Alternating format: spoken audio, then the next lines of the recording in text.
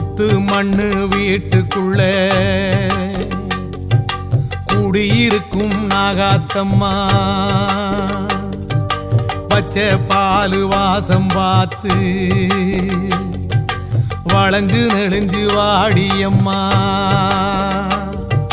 புத்து மண்ணு வீட்டுக்குள்ளே குடியிருக்கும் நாகாத்தம்மா பச்சை பாலு வாசம் பார்த்து வளைஞ்சு நெளிஞ்சு வாடியம்மா புத்த விட்டு வெளியே வந்தா புத்த முன்னு யாரு சொன்னா மச்சு வீடு கட்டி தாரோம் மனசு வச்சு வெளியே வந்தா